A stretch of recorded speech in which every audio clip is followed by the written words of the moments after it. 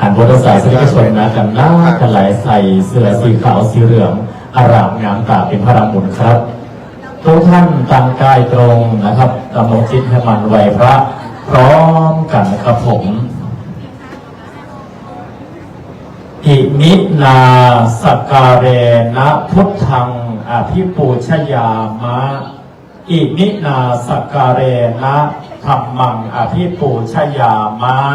อิมินาสการเรนะสังฆังอภิปูชยามะ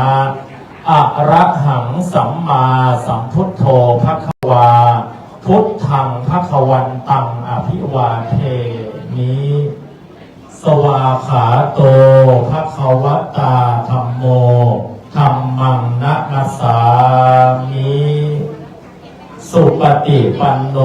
ภควโตสาวกสังโฆสังฆังนะมามิมะยังพันเตวิสุงรัคนัฏฐายะติสรเนนะสหปัญจศีลานิยาจามะทุติยัมปิมะยังพันเตวิสุงรัคนัฏฐายะติสรเนนะสหปัญจศีลานิยาจามะตติยัมปิมะยังพันเตวิสุงรัคนัฏฐายะติสรเนนะสหปัญจศีลานิยาจามะนะโมตัสสะภะคะวะโตอะระหะโตสัมมาสัมพุทธัสสะนะโมตัสสะภะคะวะโตอะระหะโตสัมมาสัมพุทธัสสะนะโมตัสสะภะคะวะโตอะระหะโตสัมมาสัมพุทธัสสะนะโมตัสสะภะคะวะโตอะระหะโตสัมมาสัมพุทธัสสะนะโมตัสสะภะคะวะโตอะระหะโตสัมมาสัมพุทธัสสะนะโมตัสสะภะคะวะโตอะระหะโตสัมมาสัมพุทธัสสะ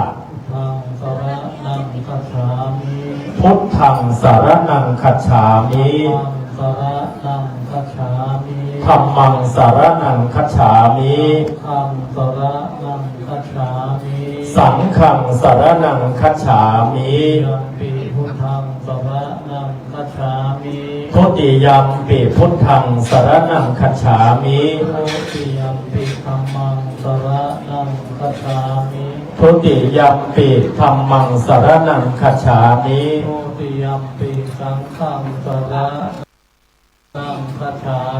ทุติยัมปิสังฆังสรณังคัจฉามิทุติยัมปิพุทธังสรณังคัจฉามิตติยัมปิพุทธังสรณังคัจฉามิตติยัมปิธัมมังสรณังคัจฉามิตติยัมปิธัมมังสรณังคัจฉามิตติยัมปิสังฆังสรณังคัจฉามิอาติปาตาเวรมณีสิกขาปะทังสมาธิยามิปานาติปาตาเวรมณีสิกขาปะทังสมาธิยามินาทานาเวรมณีสิกขาปะทังสมาธิยามิอาทินนาทานาเวรมณีสิกขาปะทังสมาธิยามิเมสุมิสาจาราเวรมณีสิกขาปะทังสมาธิยามิกาเมสุมิจฉาจาราเวรมณีสิกขาปะทังสมาธิยามิภาวาทาเวรมณีสิกขาปะทังสมาธิยามิมุสาวาทาเวรมณีสิกขาปะทังสมาธิยามิสุราเมรยะมัชฌะปมาทัฏฐานาเวรมณีสิกขาปะทัง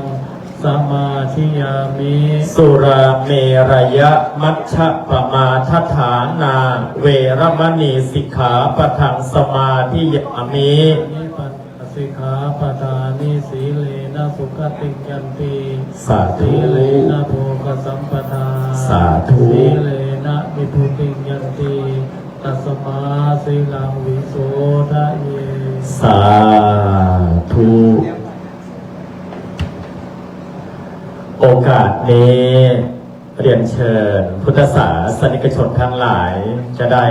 รับฟังสัมโภ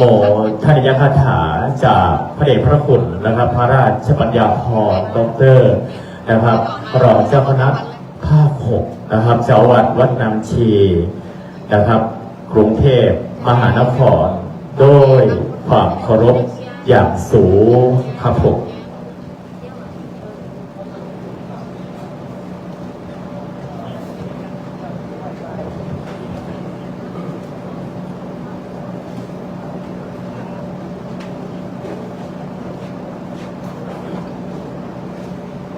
ขอความนอบน้อมจงมีแด่พระผู้มีพระภาคเจ้าพระองค์นั้นขอโอกาสพระสงฆ์เทรานุเถระ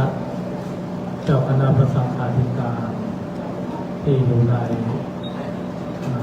หอประชุมสมาคมแห่งนี้มีท่านพระครู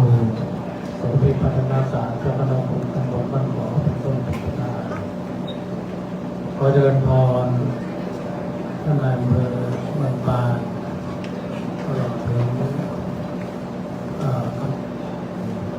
ส่วนของที่ท้องถิ่นแล้วก็ญาติโยมพุทธศาสนิกชนโดยทั่วไปวันนี้นับว่าเป็นวันที่มีความสำคัญอีกวันหนึ่งของโรงเรียนพระปริยัติธรรมบัณฑิตศึกษาและเป็นวันสำคัญในทางพระพุทธศาสนาก็คือว่าเป็นวันคล้ายวันเป็นวันอาสาฬหบูชาวันเดือน8นะแล้วก็มีเทศกาลเข้าพรรษาซึ่งก็เทศกาลเข้าพรรษาเนี่ยมีกิจกรรมหลายเรื่องหลายอย่างที่เกี่ยวข้องกับทางพระพุทธศาสนาแล้วก็มีความเกี่ยวเนื่องกับคณะสัตยาญาติโยมทั้งหลายด้วยก็คือว่าวันอาสาฬหบูชาเนี่ยเป็นวันที่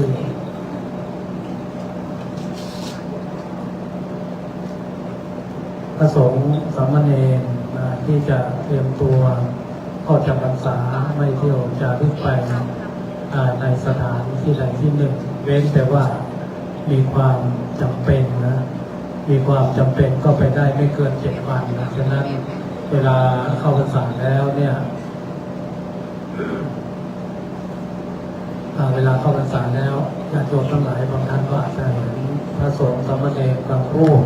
บางท่านก็ยังเดินทางอยู่ก็ยังไปอยู่ก็ให้รู้ว่าท่านมีจำเป็นว่าพระอุปัชฌาย์ท่านไม่สบายจะไปเยี่ยมท่านพ่อแม่ไม่สบายก็ไปเยี่ยมท่านได้หรือว่ามีกิจนิมนต์ก็สามารถที่จะไปในกิจนิมนต์ได้แม้แต่เพื่อนสาธมิกนะเพื่อนสาธมิกที่จะขอลาศึกษาอย่างนี้ก็ไปก็เป็นทำได้แล้วก็ไปเพื่อสร้างเสนาสนะที่สุดโทรมก็สามารถไปได้ฉะนั้นการพรรษาเนี่ยพระสงฆ์สามเณรบางรูปท่านก็โดยมีเหตุจำเป็นอย่างนี้สมเด็จพระพุทธเจ้าก็อนุญาตให้สัตหาไปคือไปได้ไม่เกิน7 วันอันนี้อย่างหนึ่งแล้วก็ที่เกี่ยวกับญาติโยมด้วยก็คือว่าในเทศกาลเข้าพรรษาอย่างนี้ก็จะมีงานบุญงานบุญหลายเรื่องหลายประการด้วยกันอย่างที่โรงเรียนพระปริยัติธรรมบัณฑิตศึกษาได้จัดเนี่ยในกำลังที่จะจัดเนี่ยก็ได้จัดกิจกรรมส่งเสริมพระพุทธศาสนาสำหรับเยาวชนมาจากโรงเรียนต่างๆให้มาทำการแข่งขันอันเป็นปลูกฝังคุณธรรมให้เกิดขึ้นแก่เยาวชนอันเป็นอนาคตของชาติให้มีความรู้ในหลักธรรมคำสอนในทางพระพุทธศาสนาสำหรับคณะสัตยาญาติโยมเองในเทศกาลเข้าพรรษาอย่างนี้ก็จะมีการถวายเทียนนะ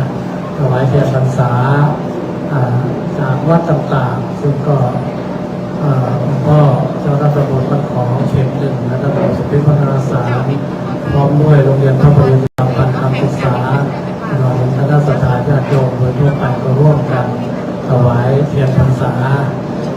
ซึ่งก็วัดต่าง ก็จะได้นำไปถวายเป็นพุทธบูชาจุดสวดมนต์ไหว้พระประจำทุกเช้าทุกเย็นนี่ประการหนึ่งแล้วก็บางวัดก็ยังในเทศกาลเข้าพรรษาอย่างนี้ก็จะมีการถวายพระน้ำฝนด้วยเรียกว่างานอาสาฬหบูชาเนี่ยก็มีกิจกรรมที่ชาวพุทธเราที่จะได้พึงประพฤติปฏิบัติซึ่งรายละเอียดอะไรต่างๆเกี่ยวกับงานวันอาสาฬหบูชาเนี่ยมีความสำคัญอย่างไรมีความจำเป็นอย่างไรก็เดี๋ยวได้ข่าวว่าจะมีพระท่านจะมาแสดงพระธรรมเทศนาชี้แจงในส่วนนั้นเป็นสาระความสำคัญอะไรต่างๆเนื่องในวันอาสาฬหบูชาอย่างหนึ่งที่กิจกรรมที่โรงเรียนพระประธรรมบัณฑิตศึกษาพร้อมด้วยคณะสงฆ์ร่วมกันเนี่ยก็เป็นการแสดงออกถึงคุณธรรมหลายเรื่องหลายประการด้วยกันโดยเฉพาะอันดับแรกก็คือความสามัคคีความสมัครสมานความสามัคคีความพร้อมเพรียงกันความเป็นอันหนึ่งอันเดียวกันก็ทำให้การจัดงานครั้งนี้จะเป็นแรงบัน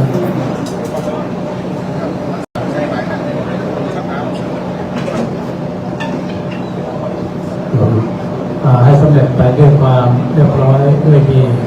แล้วก็อย่างที่เห็นก็คือการส่งเสริมกิจกรรมในทางพระพุทธศาสนาเป็นการปลูกฝังคุณธรรมให้แก่ผู้ประชาชนเยาวชนของเราให้รู้จักคุณงามความดีให้รู้จักการสรรเสริญพระรัตนตรัยพระพุทธธรรมประสงค์ให้รู้จักความกตัญญูกตเวทีต่อบิดามารดาต่อประเทศชาติบ้านเมืองอันนี้ก็ถือว่าเป็นกิจกรรมที่เมื่อทำแล้วแม้จะเหนื่อยและก็เสียค่าใช้จ่ายมากแต่ว่าทุกฝ่ายก็เต็มใจที่จะทำกิจกรรมนี้มาด้วยความเรียบร้อยด้วยดีก็วันนี้ก็จะพูดไม่มากเพราะว่าอาจจะต้องเดินทางกลับกรุงเทพมหานครพรุ่งนี้มีวันอาสาฬหบูชามีพระราชพิธีถวายเทียนพรรษาที่วัดพระศรีรัตนศาสดารามก็จะต้องเดินทางวันนี้นะพรุ่งนี้ก่อนบ่ายนี้วันจันทร์ก็จะไปใช้พัดลมแล้วก็ไปรับพุ่นเทียนซึ่งพระบาทสมเด็จพระเจ้าอยู่หัวท่านก็ทรงประกอบพระราชพิธีวันอาสาฬหบูชาอย่างนี้เช่นทุกปีแล้วก็ประการที่3ที่เราทั้งหลายได้ทำกิจกรรมในวันนี้ก็เพื่อถวายเป็นพระราชกุศลแด่พระบาทสมเด็จพระเจ้าอยู่หัวพระวชิรเกล้าเจ้าอยู่หัวองค์เอกอัครสารบดีประถมภพผู้ทรงพระคุณอันประเสริฐซึ่งก็ถือว่าเราทั้งหลายในฐานะที่เป็นพระสงฆ์นิกรชาวไทยนั้นเป็นการแสดงความจงรักภักดีทั้งที่เป็นสัญลักษณ์ใส่ชุดเหลืองซึ่งเป็นชุดประจำสีวันพระราชสมภพก็ดีแล้วก็แต่งกายสุภาพเรียบร้อยเป็นชุดขาวในฐานะที่เป็นผู้ศาสนิกชนก็ดีก็ร่วมเพื่อที่จะเฉลิมพระเกียรติถวายเป็นพระราชกุศลแด่พระองค์ท่านแล้วว่าเราทั้งหลายได้มาวันนี้ได้มาร่วมกิจกรรมหลายเรื่องหลายประการด้วยการธรรมภาพก็ขออนุโมทนาในทุกบุญทุกกิจกรรมทุกการเสียสละของคณะสัตยาญาติโยมคณะสงฆ์ทั้งที่เป็นส่วนของพระปริยัติธรรมการศึกษาทั้งที่คณะสงฆ์ตำบลบ้านขอแล้วก็ในส่วนของโดยราชการโดยมีท่านนายอำเภอเมืองปานเป็นต้นเป็นประธานตลอดถึงคณะสัตยาญาติโยมสาธุชนที่มาร่วมบุญร่วมกุศลในครั้งนี้อาตมาภาพในนามของพระสงฆ์ทั้งปวงก็ขออาคุณพระศรีรัตนตรัยคือพระพุทธพระธรรมพระสงฆ์จงปกป้องคุ้มครองรักษาทุกท่านให้มีความสุขความเจริญรุ่งเรืองในหน้าที่การงานมั่งคั่งด้วยทรัพย์สมบัติปราศจากโรคาพาธทั้งปวงประสบมงคลชัยในชีวิตทุกประการขอความสุขความเจริญ จงมีแต่ท่านทั้งหลายตลอดกาลทุกเมื่อเถิด สาธุ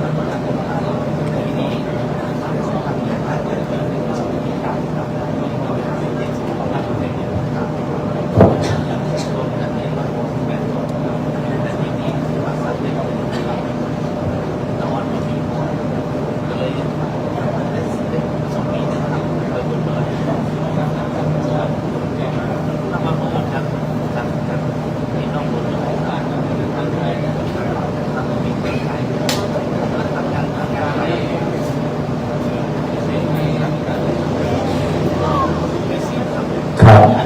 วันนี้เราได้รับฟังนะครับสัมโมทนิยกถาจากพระเดชพระคุณนะครับท่านเจ้าคุณพระราชปัญญาพรด็อกเตอร์นะครับรองเจ้าคณะภาคโหเจ้าอาวาสวัดนางชีกรุงเทพมหานครและก็รักษาการเจ้าอาวาสวัดสุทธิจิตรารามวังคล้องพระเดชพระคุณหลวงพ่อนะครับเจ้าคุณก็จะได้เดินทางไปที่ทางกรุงเทพมหานครนะครับพรุ่งนี้ก็จะมีทางกิจกรรมทางพุทธศาสนาที่วัดพระศรีรัตนศาสนารามนะครับน้อมส่ง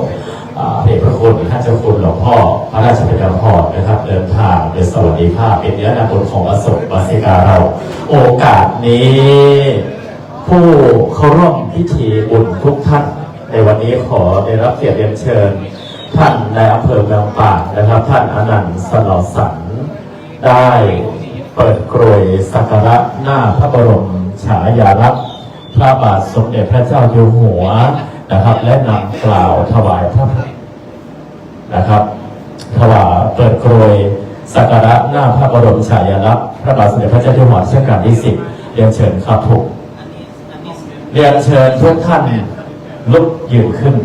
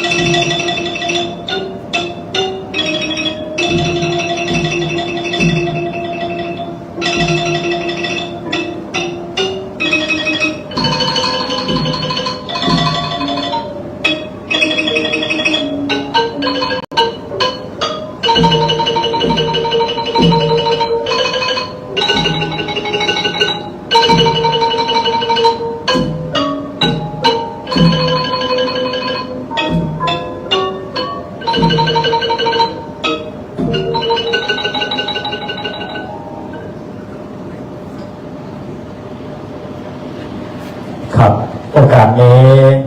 ขอได้รับเกียรติเรียนเชิญ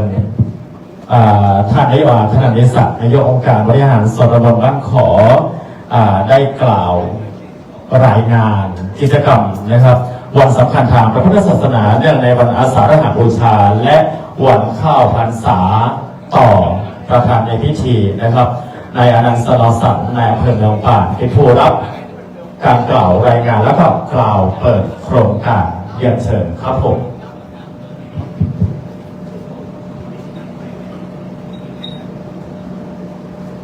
เรียนธรรมในอำเภอเมืองปานท่านประธานในพิธี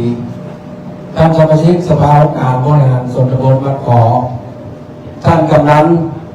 ท่านผู้ใหญ่บ้านตำบลบ้านขอ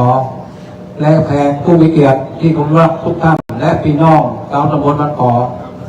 ที่รักทุกท่านกับผมนายอาจท่านดำเตยศักดิ์นายกองค์การบริหารส่วนตำบลบ้านขอในนามของคณะกรรมการการจัดการแข่งขันขออนุญาตกล่าวรายงานโอกาสกิจกรรมทางศาสนาในเรื่องวันเข้าพรรษาประจำปีพ.ศ. 2568ซึ่งจัดขึ้นในวันนี้ณบริเวณโรงเรียนปริบัติธรรมปานธรรมการศึกษาเพื่อการศึกษาสืบสานประเพณีที่ดีงามของไทยส่งเสริมการมีส่วนร่วมของชุมชนการอนุรักษ์และวัฒนธรรมทางพระพุทธศาสนา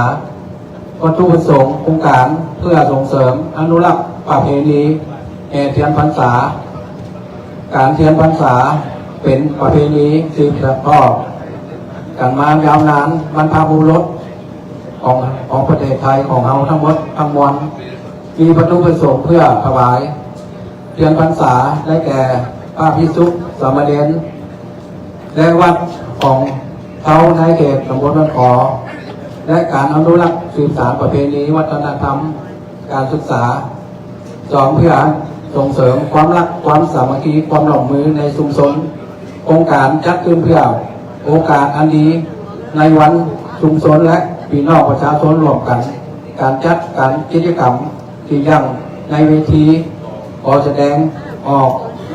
ความรักความสามัคคีความผูกพันออกตุกคนในชุมชนโครงการนี้เป้าหมายเอารวมโครงการได้แก่เด็กและเยาวชนและประชาชนพี่น้องประชาชนชาวตำบลบ้านขอจำนวน200 คนมีกิจกรรมทั้งนี้ภาคเข้าประกวดการวาดภาพการศึกษาโรงเรียนมัธยม2ประกวดสืบประเพณีระบายสีมัธยมการศึกษา3ประกวดรดน้ำมนต์พระภิกษุสามเณรการศึกษาของมัธยมภาคปลายการบรรยายธรรมะคำสอนธรรมาภิบาลรับ4ประการและพิธีถวายพระพุทธมนต์วันนี้ในเวลาสมควรแล้วกับผมขอกราบเรียนเชิญท่านประธานกล่าวและไอโอวาทเรียบเรียงในเข้าพรรษาปีงบประมาณพ.ศ. 2568ขอกราบเรียนเชิญครับกราบนมัสการท่านพระครูวิจารณ์วรการท่านเจ้าอำเภอเมืองปานพระเถรานุเถระทุกรูปนะครับเรียนท่านผู้บริหารองค์กรปกครองส่วนท้องถิ่นท่านผู้ปกครองท้องที่ผู้อำนวยการโรงเรียนตลอดจนผู้เข้าร่วมกิจกรรมทุกท่านครับผมรู้สึกเป็นเกียรตินะครับและมีความยินดีเป็นอย่างยิ่งนะครับที่ได้เป็นประธานโครงการกิจกรรมทางศาสนาเนื่องในวันเข้าพรรษาประจำปีงบประมาณ 2568 ในวันนี้นะครับจากคำกล่าวรายงานของท่านนายกองค์การบริหารส่วนตำบลบ้านขอนะครับทำให้เห็นว่าองค์การบริหารส่วนตำบลบ้านขอเนี่ยได้ให้ความสำคัญนะครับกับการจัดกิจกรรมทางศาสนาเนื่องในวันเข้าพรรษานะครับซึ่งเป็นประเพณีที่สำคัญทางพุทธศาสนาของเรานะครับโดยได้มีการจัดเป็นประจำทุกปีนะครับซึ่งก็ถือว่าเป็นการทำนุบำรุงพระพุทธศาสนานะครับและส่งเสริมให้เด็กและเยาวชนเนี่ยได้ปฏิบัติตนเป็นพุทธศาสนิกชนที่ดีนะครับมีธรรมะในการดำเนินชีวิตนะครับในยุคที่มีการเปลี่ยนแปลงทางสังคมในปัจจุบันนะครับแล้ววันนี้นะครับทุกท่านที่มาร่วมงานก็จะได้ร่วมพิธีหล่อเทียนพรรษาและร่วมถวายเทียนพรรษานะครับเพื่อเป็นการทนุบำรุงพระพุทธศาสนาให้เจริญ รุ่งเรืองสืบไปนะครับบัดนี้นะครับได้เวลาเป็นมงคลฤกษ์แล้วกระผมขอเปิดโครงการกิจกรรมทางศาสนา เนื่องในวันเข้าพรรษาประจำปี 2568 ณ บัดนี้ครับ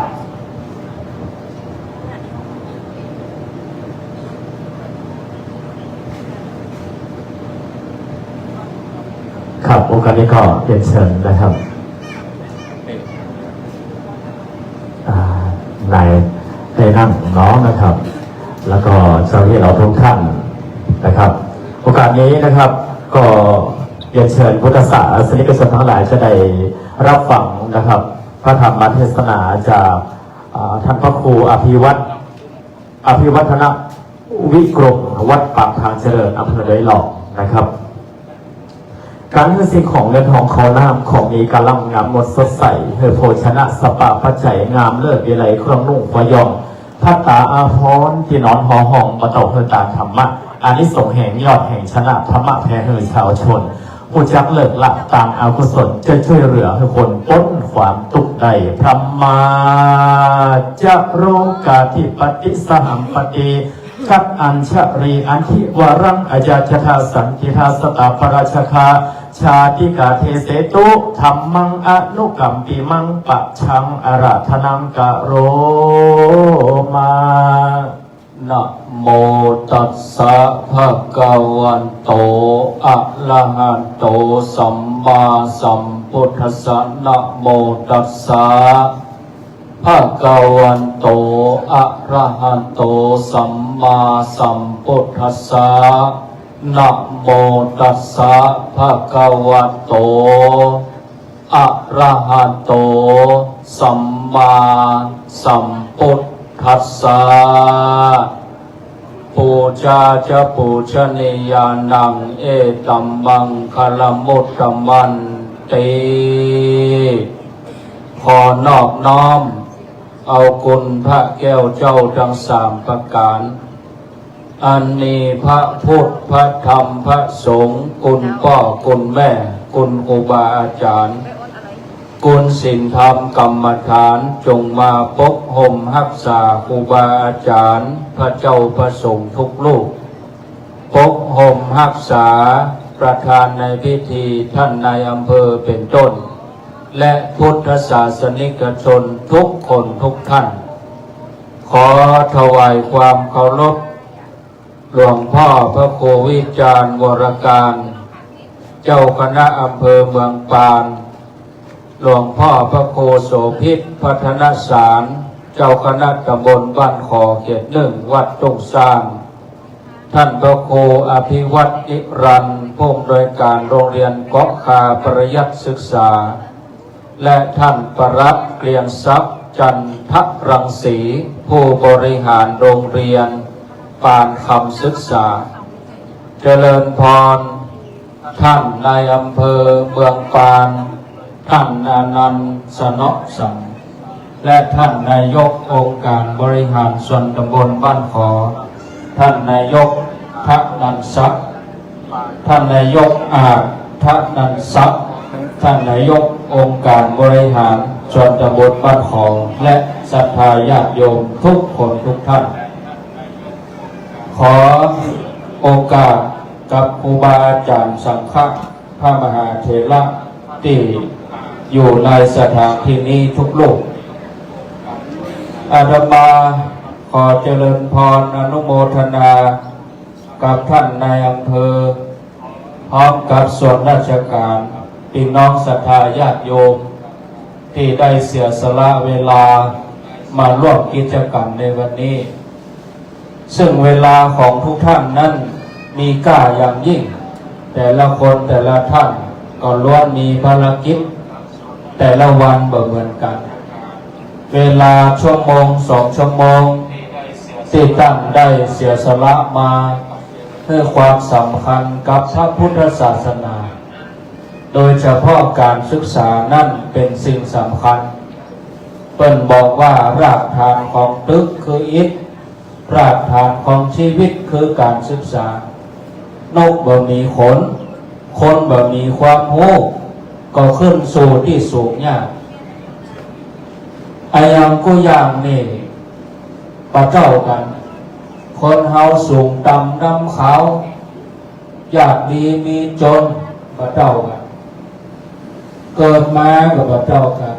พ่อก็เกิดฐานะดีพ่อก็เกิดในฐานะเศรษฐีแต่การศึกษานั้นพัฒนาให้คนเฮาเจ้ากันอันนี้สำคัญญาติโยมได้เห็นความสำคัญของการศึกษาพระเนรได้รวมกันตั้งใจจัดกิจกรรมโดยผูกเอาการตามเตียนหล่อเตียนมาเป็นกิจกรรมส่งเสริมพระพุทธศาสนาแปลงดีไว้ให้ลูกแปลงถูกไว้ให้หลานญาติโยมยักทำเป็นแบบอย่างให้ลูกหลานได้หันนอกจากจะส่งเสริมพระพุทธศาสนาแล้วภาคเจ้าก็ยังมีการทำกิจกรรมวาดภาพตอบปัญหาเรื่องความบรรยายธรรมอันนี้ขออนุโมทนาชื่นชมกับครูบาอาจารย์ที่มีแนวคิดอันนี้แล้วสิ่งเหล่านี้จะเป็นคุณงามความดีเป็นต้นอยู่4ต้นต่อไปต้นแบบต้นบุญต้นทุนต้นคิดเอาได้ต้นแบบที่ดีครูบาอาจารย์ที่หูที่ติดหลังธรรมะหลวงพ่อที่เพิ่นมาบรรยายสัมโมทนียกถาเด็กที่นี่พระเดชพระคุณพระราชปัญญาภรณ์หลวงพ่อรองเจ้าคณะภาค6วัดนางชีเดิมทีเพิ่นก็พื้นเพเป็นคนลำปางอันนี้เพิ่นเป็นต้นแบบสนับสนุนการศึกษาครูบาอาจารย์ที่เพิ่นมานั่งที่นี่เป็นต้นแบบคือศรัทธาญาติโยมเขาได้หันครูบาอาจารย์ได้หันพุทธเจ้าพานายก็สมานันจักทัศนังซึ่งชมอนุโมทนาหันพระก็เป็นมังคละเป็นมงคลต่อมาเขาได้ต้นบุญเขาได้ต้นบุญคืออย่างต้นเตียนนี่มันนำมาซึ่งบุญทั้งหลายเตียนที่ครูบาอาจารย์รับไปก็เอาไปฉลองศรัทธาจุดปูจาตลอดพรรษาปัจจัยที่ญาติโยมถวายส่วนหนึ่งก็สนับสนุนการศึกษาพระสงฆ์องค์สามเณรเป็นต้นบุญต้นทุนมาดีเพราะมีบุญจะไปดีก็ต้องแบ่งทุนเอาทั้งหลายมาแบ่งทุนไปเดี๋ยวนี้ที่เฮาได้กายความเป็นมนุษย์เพราะบุญเก่าเฮามีมาถึงจากนี้เฮากินบุญเก่าเสี่ยงไปติ๊กๆแล้วเฮาก็มาสร้างบุญแบ่งทุนแถมใหม่กินมาตอนแมลงก็ทายขว้างเรื่องเข้าป่าอาหารกินแมลงมาเจ้าก็ทายขว้างแต่บุญนั่นมันกินตึ้มเสียงบันตึกมันส่งไปถึงจากหน้าปุถุศรัทธาญาติโยมอันนี้คือพิจารณาคือแบ่งทุนไว้นักๆเพราะอายุของเฮาจะอยู่บนโลกนี้บ่เจริญญาติโยมทั้งหลายเพอกำเดียวบ่ได้ครึ่งปีแล้ว2568เดือนนี้เดือนที่7ผ่านมาได้8วันวันนี้วันที่9กึ่งค่อนแล้วแฮม6เดือน2568ก็จะจากเขาไปแล้วก็ปิกมาแฮมซ้ำฉะนั้นญาติโยมทั้งหลายแบ่งทุนไว้นักๆเมื่อมีโอกาสเปิดประกาศงานที่ไหนพอจะมีเวลาไปได้ก็ไปกว่าที่เขาจะไปบ่ได้เมื่อทำได้ก็ทำกว่าที่เขาจะทำบ่ได้พอเวลามันผ่านเลยไปแต่เจ้าเขามากินข้าวไงเรามา8 โมง 9 โมงกินข้าวตอนเดียวกันที่นี่แต่กี้ท่านนายอำเภอท่านมาถึงจุดถูกจุดเทียนมอบรางวัลนักเรียนกล่าวรายงานผ่านไปแล้วเดี๋ยวแหมสักกรรมป้อนอาจารย์กล่าวถวายครูบาอาจารย์ป่านปอนหมู่เฮาก็เลิกลา สถานที่นี่ก็จะเป็นเรื่องละวันผูกปิดโรงเรียนวันฮือปิดโรงเรียนต่อวันเสาร์วันอาทิตย์ปุ๊บวันจันทร์ปุ๊บคนถึงจะมาอยู่นี่แฮมเบอร์กี้ชั่วโมงคนตั้งหลายก็จะไปทำหน้าที่ของตัวเองท่านนายอำเภอมีเวลาสักหน่อยท่านก็จะเข้าอำเภอไปเคลียร์งานเคลียร์อย่างท่านนายกก็เข้าสำนักงานแต่ละท่านก็แยกย้ายกันอันเนี้ยช่วงเวลาที่ดีเนี่ยขจาย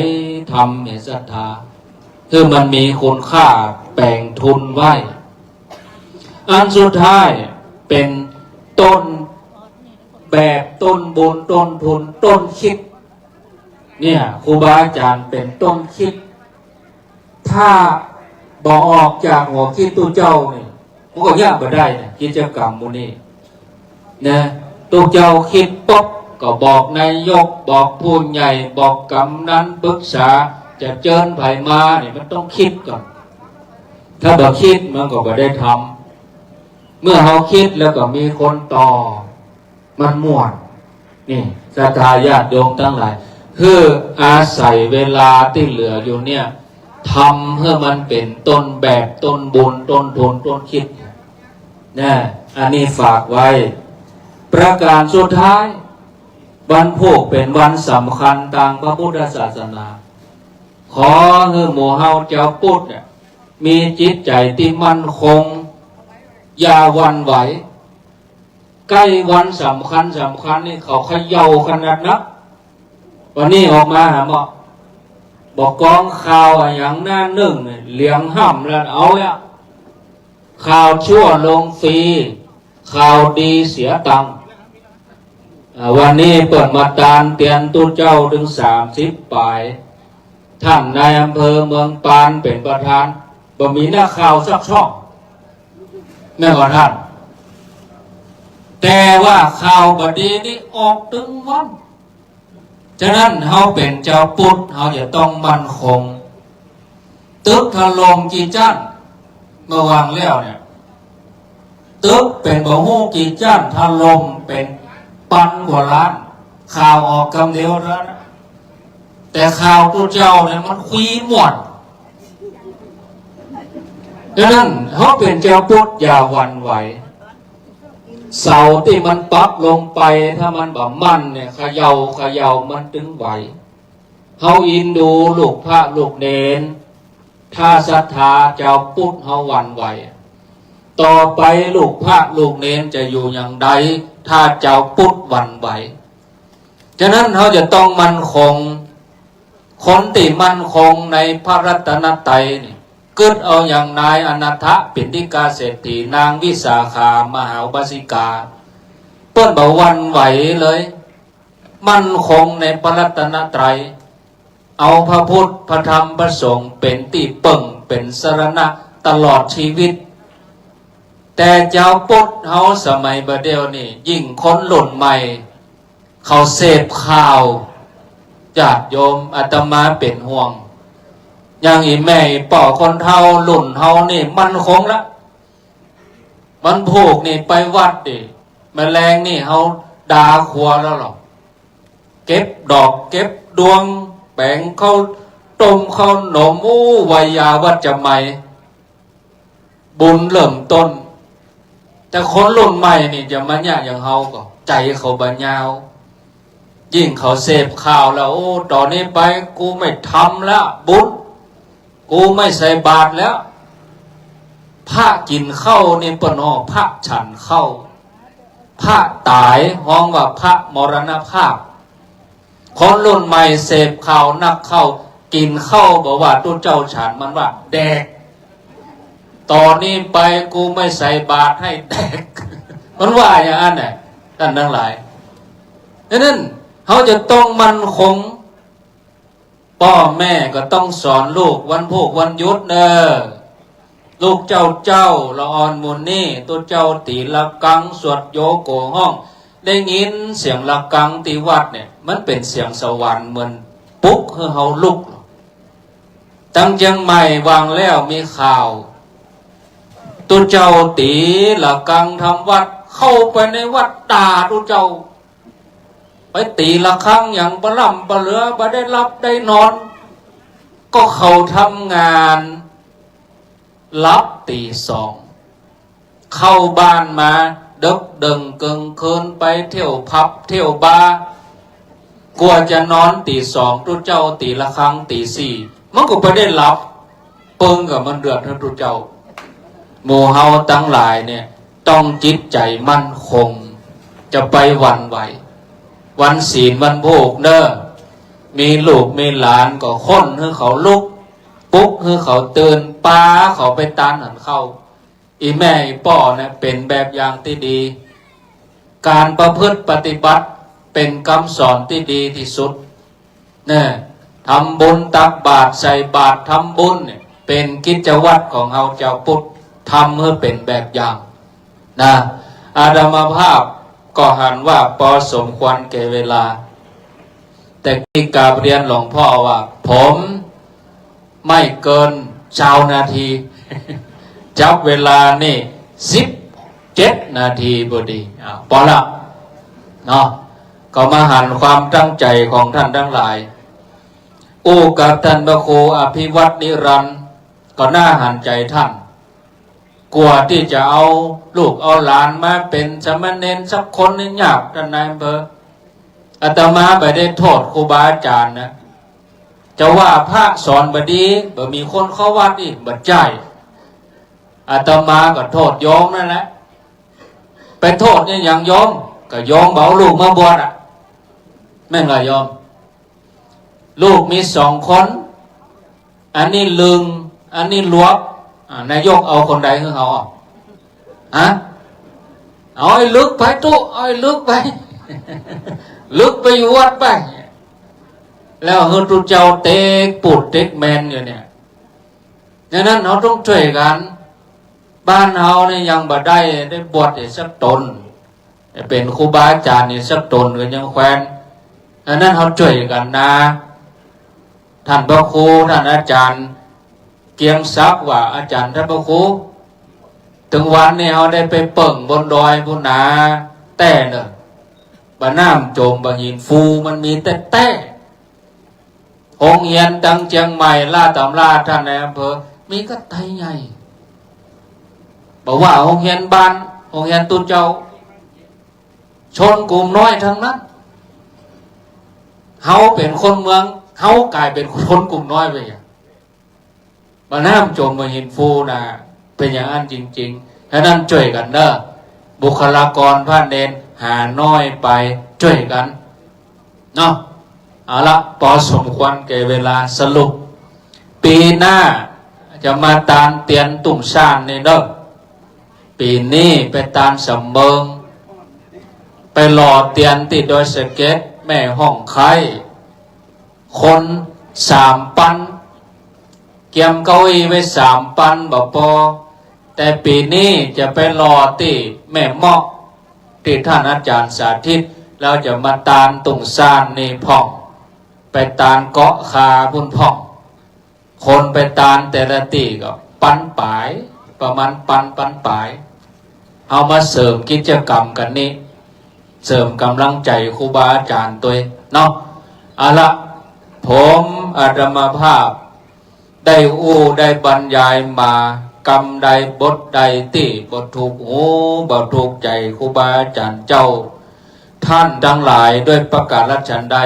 ขอสุมาภัยกรรมใดบทใดที่เป็นสาระก็ขอเฮือเก็บก้อนไก่นำไปพิจารณาเผยแผ่ต่อไปแสดงธรรมมาพอสมควรแก่เวลาเอวังก็มีด้วยประกาศนี้สาธุเมตตาธรรมเมตตาจิตท่านพระครูอภิวัตวิกรมนะครับท่านรองเจ้าคณะอำเภอดอยหล่อเจ้าอาวาสวัดปากทางเจริญตำบลดอยหล่ออำเภอดอยหล่อจังหวัดเชียงใหม่เมตตาธรรมเมตตาจิตลำดับต่อจากนี้ไปนะครับก็จะเป็นพิธีนะครับเจริญพระพุทธมนต์ถวายพระพรชัยมงคลแด่พระบาทสมเด็จพระวชิรเกล้าเจ้าอยู่หัวรัชกาลที่10เนื่องในวโรกาส วันเฉลิมพระชนมพรรษาที่จะถึงนี้ 28 กรกฎาคมพุทธศักราช 2568 วิปัตติปฏิภาหายาสัพพสัพปฏิสิทธิยาสัพพทุกขวินาศายะปริตังโพธมังครังวิปัตติปฏิภาหายาสัพพสัมปติสิทธิยาสัพพพยาวินาศายะปริตังโพธมังครังวิปัตติปฏิภาหายาสัพพสัมปติสิทธิยาสัพพโรคะวินาศายะปริตังโพธมังครังสัพเคกาเมจโรเปคริสิคารตาเตจันตริเควิมาเนทิเปรติจคาเมตรุวนาคาหนิเคหาวัตถุมิเขเตภูมาจยันตุเทวาชรธารวิสัพเมยะขะคันทปนาคาติทันตาสันติเกยังมุนิวรวจนังสาทะโวเมสุนันโตธรรมสวนากาโรอายาพัทันตาธรรมสวนากาโรอายาพัทันตาธรรมสวนากาโรอายัมพัทันตานะโมตัสสะภะคะวะโตอะระหะโตสัมมาสัมพุทธัสสะนะโมตัสสะภะคะวะโตอะระหะโตสัมมาสัมพุทธัสสะนะโมตัสสะภะคะวะโตอะระหะโตสัมมาสัมพุทธัสสะพุทธังสารนังกัจจามิธัมมังสารนังกัจจามิสังฆังสารนังกัจจามิตุติยัมปิพุทธังสารนังกัจจามิตุติยัมปิธัมมังสารนังกัจจามิตุติ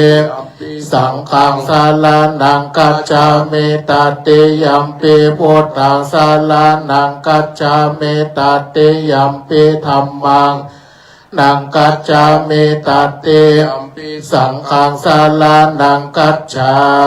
มิอิติปิโสภะคะวะอะระหังสัมมาสัมพุทโธวิชชาจารณะสัพพันโนสุขโตโลกวิโตอนุตตโลปุริสธรรมสารติสัทธาเทวมนุษย์นังพุทโธภะคะวะติสวากาโตภะคะวะตาธัมโมสันติเตอากาลิโกเอหิปัสสิโกโอปันนัยโกปัจจตังเวทิตาโปวินโยกิเตสุปฏิปันโนภะคะวะโตสาวกสังโฆอุจุปฏิปันโนภะคะวะโตสาวกสังโฆยายาปฏิปันโนภะคะวะโตสาวกสังโฆสามิจิปฏิปันโนภะคะวะโตสาวกสังโฆญาติตังจัตตาริปุริตายุกานิอัตตปุริตาบุคคราเอตภะคะวะโตสังโฆอาหุนายโยปะหุนายโยทักขินายโยอัญชลิกาลาอนุตตลังปุญญเกตังโลกัสสติภังอุงสังอัสสมัตตินิมิตตสาวุตันตังกริเมกัลลังอิตาโคลัสสะเสนามารังดานาทิธรรมวิตินาจิตตวามุเลนโดดันเตสัจจภาวันตุเตชยมังคลานิมาลาติเลกามาปิโยจิตตสัพพารติงโคลัมปนารวกรรมกรรมตัตยะกังคันติวิธินาจิตตวามุนิโนตันเตสัสสะภวันตุเตชยกาลานินาราคิเลงคาจาวาลังอติอันดาภูตังดาวกิจักกรรมสันนิทารุนันตังเบตัมภูเสกาวิตินาจิตตวามุนิโนตันเตสัสสะวันตุเตชยมังคลานิอุคิตาคาคัมมติอัตตสุทารุนันตังดาวันติโยชนะทังโคเลมาลาวันตังอิติปิสังคตังมโนจิตตวามุนิน ปวัตตุเตจยมังคลานิกัตวนากัตมุตตารังอิวะคัพพินิยาจินจายตุตตวัจจนังสยกายมัจเจสันเตนะโสมาวิตินาชิตวามุเนโนตันเตสัสสะภวันตุเตจยมังคลานิกัตวนากัตมุตตารังอิวะคัพพินิยาจินจายตุตตวัจจนังสยกายมัจเจสันเตนะโสมาวิตินาชิตวามุนิโนตันเตวันตุเตจยมังคลานิสัจจังวิหายมติสัจจกวาทเจตงวัตปิโรปิตาอติอันดาภูตังปัญญาปฏิปัจจาลิโตจิตตวามุนิโนตันเตสัสสาเตจยมังคลานินันโนปันนันดาปุจจกังเวปุตังมายิติปุตเตละเตละปุตนาธรรมาปยันโตเยโตปะเตสาวิตินาชิตตวามุนิโนตันเตเตจยมังคลานิทุกขาติติปุจจเกนะสุตตังอัตถังมังวิตุติตุติมิติภกาภิตานังยานาคเตนะวิตินาตวามุนิโนตันเตสัสสะภวันเตจยมังคลานิเอตาปิพุทธจยมังคระอัตตะคตายโยวาจันโนทินเนสาลาเตมัตตันติอิตัวนาเนกาเวเวตานิจุปัตตวาขังสุขังอธิกามยานาโลสัพปัญโยมหากาลุนิโกนาโตยิตายาสัพปะปาตุเลตัวปาลามิสัพปะปะโตสัมโพธิมุตตะมังเอเตนะสัจจวัจเจนะโคตุเตยมังกาลาชัยยันโตโพธิยาโมเลสักกายานังนันเดวัตตโนเอวังโอเกชัยยาสุชัยยามังคะเลอปาลาจิตตาปัลลังเกสิเสปัตตังคะเลอภิเสเกสัพพพุทธานังอาคาปโตปโมตติสุนักตังสุมังสุปปัตตังสุโหติตังสุขโนสุโมโคโตจะสุยิตังบัมมังปัทกินังกายกรรมังวาจากรรมังปัทกินังปัทกินังมโนปันิทิเตปัทกินาปัทกินานิกัตตัวนาลาภันปัทกิเนทุกขปัตตาจเนทุกขาปยปัตตาจเนปยโสกปัตตาจเนปิปามิโนเอตาวตาจะอเมหิสัมปตาบุญญาสัมปตาสัพเพเทวานุโมสัพพสัมปติสิทธิยาตานังทัตตันตุสัทธายาสีลังลักขันตุสัพปตาภาวนาโอนโตขัจจันตุเทวตาขัตตาสัพเพปุตตาปลปัตตาปัจเจกานันจะยังอาลังหันตานันจะเตเจนะวัตตามิสัพพโสภวัตตุสัพพมังคลังลักขันตุสัพพเทวตาสัพพพุทธาภเวนะอุติภวันตุเตภวัตตุสัพพมังคลังลักขันตุสัพพเทวตาสัพพธัมมานุภาเวนะสัตตโสติภวันตุเตภวัตตุสัพพมังขันตุสัพพเทวตาสัพพสังฆานุภาเวนะสัทธาโสติภวันตุเตต่อไปเราท่านทั้งหลายจะได้เจริญจิตภาวนาสักครู่หนึ่งเพื่อถวายเป็นพระพรชัยมงคลประนมมือขึ้นเก่าอธิษฐานตามธรรมภาพสาธุอุกาสาอุกาสาณโอกาสบัดนี้ข้าพเจ้าทั้งหลายขอสมาทานซึ่งรักกรรมฐานขอคณิกะสมาธิอุปัจจารสมาธิอัปปนาสมาธิและวิปัสสนาญาณจงบังเกิดมีในขันธสันดานของข้าพเจ้าขอตั้งสติกำหนดไว้ที่ลมหายใจเข้าออกลมหายใจเข้ารู้ลมหายใจออกรู้3 หนหรือ7 หน100 หนหรือ1,000 หนด้วยความไม่ประมาท ตั้งแต่บัดนี้เป็นต้นไปเถิดนิมนต์เรียนเชิญทุกท่านได้เจริญเมตตาภาวนาสักครู่หนึ่งเพื่อถวายเป็นพระพรชัยมงคลแด่พระบาทสมเด็จพระวชิรเกล้าเจ้าอยู่หัวเนื่องใน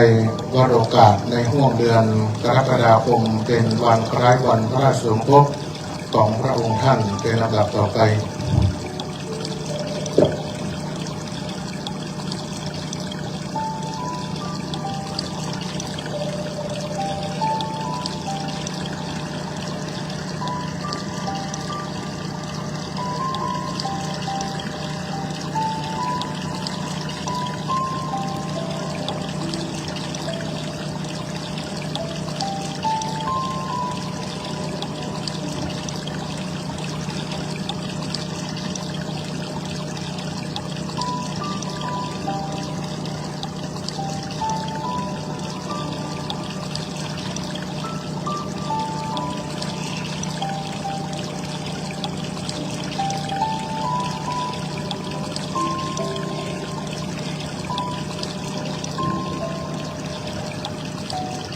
พอสมควรแก่เวลากล่าวคำอธิษฐานยังกินจิกุศลังกัมมังกรรมใดๆที่เป็นกุศลอันใดอันหนึ่งที่ข้าพเจ้าได้กระทำแล้วนี้ขอถวายเป็นพระราชกุศลแด่พระบาทสมเด็จพระวชิรเกล้าเจ้าอยู่หัวผู้ทรงพระคุณอันประเสริฐขอพระองค์ทรงพระเกษมสำราญสถิตเป็นมิ่งขวัญของประชาชนชาวไทยตลอดทุกที่ภาราธิการด้วยเทินและขอเป็นส่วนแด่ท่านผู้มีพระคุณทั้งหลายมีบิดามารดาเป็นต้นตลอดจนถึงสัตว์เหล่าอื่นซึ่งเป็นเพื่อนทุกข์เกิดแก่เจ็บตายด้วยกันทั้งหมดทั้งสิ้นขอให้ท่านทั้งหลายจงได้รับซึ่งส่วนกุศลที่ข้าพเจ้าอุทิศถึงนี้เถิดข้าพเจ้า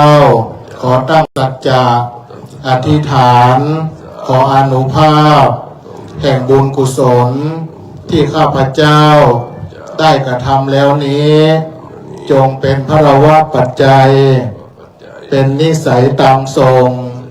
ให้เกิดปัญญาญาณทั้งในชาตินี้และชาติหน้าตลอดชาติอย่างยิ่งจนถึงความพ้นทุกข์คือพระนิพพานเถิดอันดับต่อไปเราจะได้กล่าวคำถวายเทียนพรรษาและก็ผ้าอาบน้ำฝนและก็ปัจจัยทายทานต่างๆเรียนเชิญท่านนายอำเภอเมืองปานเป็นต้นเป็นประธานเนาะได้เข้านั่งเทียบที่หน้าพระสงฆ์ที่หลวงพ่อเจ้าคณะอำเภอนะครับเรียนเชิญหัวหน้าส่วนนะครับทั้งผู้ใหญ่บ้านทั้งท้องถิ่นเข้าเทียบหน้าพระสงฆ์เลยนะครับท่านผู้ใหญ่ท่านสบต.นะครับส่วนราชการทุกภาคส่วนนะครับเข้านั่งเทียบถ้าอ่านรายชื่อมันก็จะเยอะนะครับเรียนเชิญเลยนะครับที่ว่างๆศรัทธาลุกไปได้ลุกไปเลยนะครับท่านสบต.ท่านพนักงานเจ้าหน้าที่เรียนเชิญทุกท่านนะครับเข้าเทียบหน้าพระสงฆ์ให้ครบวันนี้นิมนต์พระสงฆ์ทั้ง30 กว่าวัดนะครับเอาทำเวลาด้วยนะครับ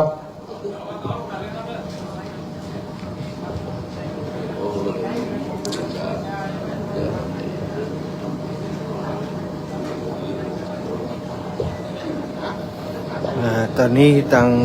ครบหรือยังฝั่งนู้นยังไม่มีนะครับเรียนเชิญชนะไปอยู่ใกล้ไปช่วยกันเร็วๆเข้าไปแม่ลุกไปอยู่ใกล้ไปเร็วๆไปถวายด้วยกันเร็วๆฝั่งนู้นยังไม่ครบเชิญชนะลูกเด้อไปอยู่ใกล้ไปเอาบุญเอากุศลด้วยกัน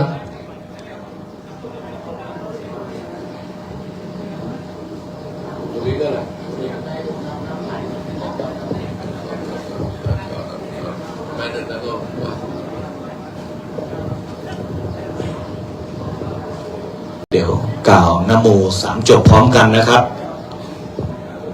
นะโมตัสสะภะคะวะโตอะระหะโตสัมมาสัมพุทธัสสะนะโมตัสสะภะคะวะโตอะระหะโตสัมมาสัมพุทธัสสะนะโมตัสสะภะคะวะโตอะระหะโตสัมมาสัมพุทธัสสะยะเคพันเตสังโฆปฏิชานาตุมะยังพันเต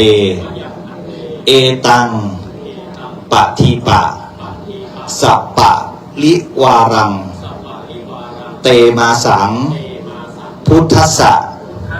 ปูชนัตถายะอิสมัสสมิงอุโปสะถาคาเลนิยาเทมะสาธุโนพันเตอะยังเตมาสังพุทธัสสะปูชนัตถายะปะทีปะธานัสสะอานิสังโสอัมหากังเจวะมาตาปิตุอาทีนัจจะปิยะชะนานังทีฆรัตตังอิตายะสุขายะสังวัตตตุข้าแต่พระสงฆ์ผู้เจริญขอพระสงฆ์จงรับทราบข้าพเจ้าทั้งหลายขอมอบถวายเทียนพรรษากับทั้งบริวารทั้งหลายเหล่านี้ไว้ณอุโบสถนี้เพื่อเป็นพุทธบูชาตลอดพรรษาขออานิสงส์แห่งการถวายเทียนพรรษานี้ของข้าพเจ้าทั้งหลายจงเป็นไปเพื่อประโยชน์และความสุขแก่ข้าพเจ้าทั้งหลายแก่ปิยชนทั้งหลายมีมารดาบิดาเป็นต้นด้วยตลอดกาลนานเทอญสาธุเรียนเชิญทุกท่านยกสังฆทานเทียนพรรษาประเคนพร้อมกันเลยนะครับ1 2 3อ้าวสาธุเอากลับมานั่งที่เดิมเดี๋ยวจะได้รับพรกรวดน้ำ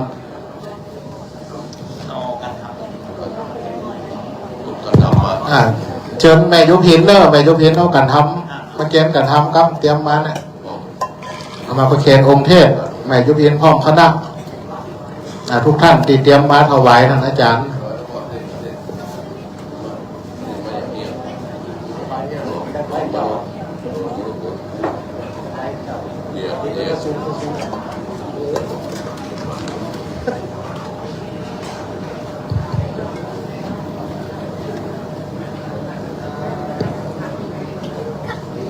2 3สาธุเอาปอดเลยเนี่ยมอง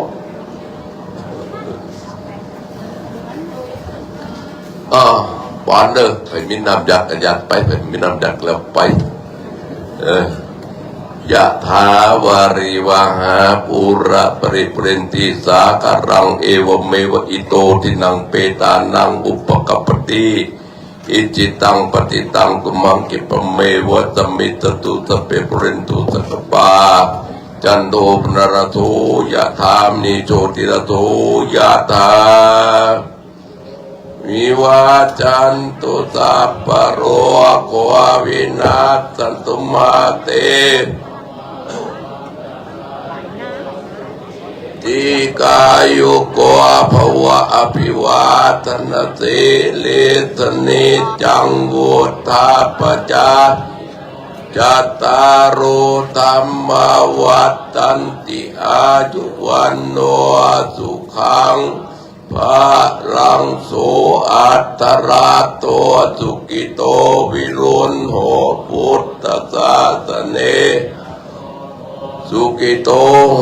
หิตาสัพเพหิยาติปิโสอัตตราโตสุกิโต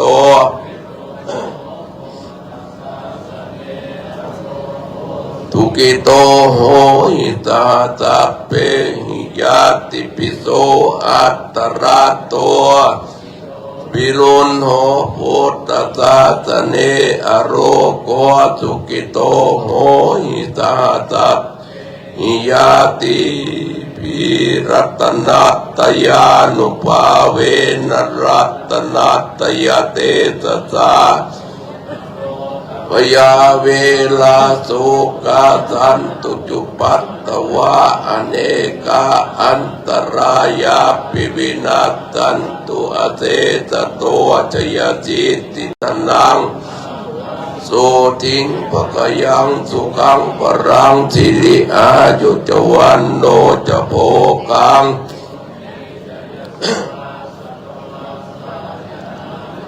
จะทิวติติภวันตุเตภวตุสัพพมังกรังรักขันตุสัพพเทวตาสัพพพุทธา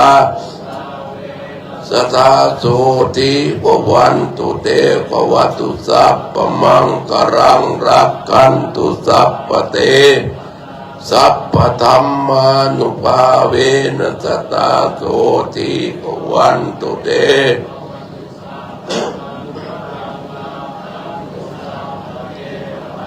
สัพพสังฆานุภาเวนะสัทธาโสติภวันตุเต สาธุไหว้พระพร้อมกันครับอะระหังสัมมาสัมพุทโธภควาพุทธังภควันตังอภิวาเทมิสวาขาโตภควตาธัมโมธัมมังนัมมสามิสุปฏิปันโนภควโตสาวกสังโฆสังฆังนัตมามิเรียนเชิญท่านนายอำเภอเป็นประธานหล่อเทียนพรรษาเนาะพร้อมด้วยหัวหน้าส่วนทุกท่านนะครับเทียนเตรียมเจ้าหน้าที่เตรียมหัวหน้าส่วน